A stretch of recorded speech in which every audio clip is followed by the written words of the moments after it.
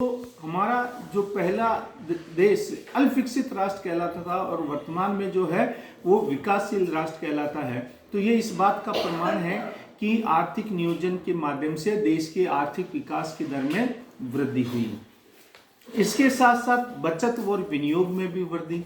तो अगर प्रति व्यक्ति आय बढ़ेगी तो निश्चित रूप से बचत और विनियोग में भी वृद्धि होगी। तो हमारी जो प्रति व्यक्ति आय है, कृषि में आत्मनिर्भरता प्राप्त करना, तीव्र गति से औद्योगिकरण होना, ये इस बात का प्रमाण है कि इससे हमारे देश में प्रति व्यक्ति आय और बचत में वृद्धि हो रही।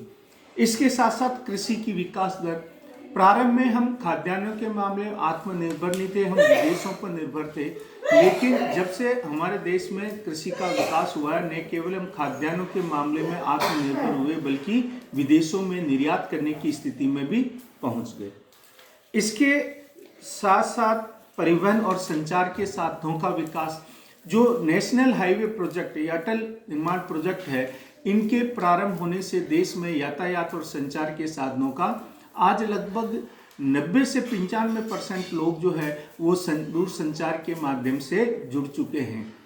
इसके साथ साथ तीव्र गति से औद्योगिक विकास, तो आज अगर हम देखते हैं कि हमारा देश का जो औद्योगिक विकास है वो तीव्र गति से है और बहुत जल्द हम विश्व की तीसरी महान आर्थिक शक्तियों के रूप में, क्योंकि खाद्यान्नों के मामले में हम आत्मनिर्भर हो गए, फॉरेन इन्वेस्टमेंट बढ़ने से, देश में तेजी से औद्योगिकरण होने से देश का औद्योगिक उत्पादन तेजी से बढ़ रहा है।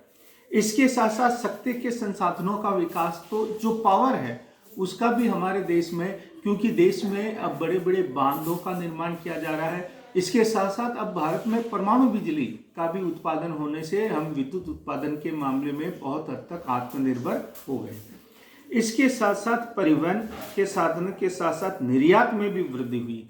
तो जो हमारे कृषि उत्पादन और औद्योगिक उत्पादन बढ़ने से हमारे देश के निर्यात में भी तेजी से वृद्धि हो रही। इसके साथ साथ प्रत्याशित आयु में वृद्धि, तो अगर हम देखते हैं कि 1951 में हमारी प्रत्याशित आयु जो थी वो 32 वर्ष थी और 2006 में ये 62.6 वर्ष हो गई और वर्तमान में लगभग 64.8, यानी कि जो हमारी प्रत्याशित आयु है। इसका कारण क्या? प्रति व्यक्ति आय में वृद्धि के साथ साथ हमारे खाद्यान्नों में भी जो खाद्यान्न हम खाते हैं उसमें श्रेष्ठता की ओर बढ़ रहे हैं, ये तो हमारी प्रत्याशित आयु में भी वृद्धि हो रही। इसके साथ साथ हमारे जीवन स्तर में भी वृद्धि हुई।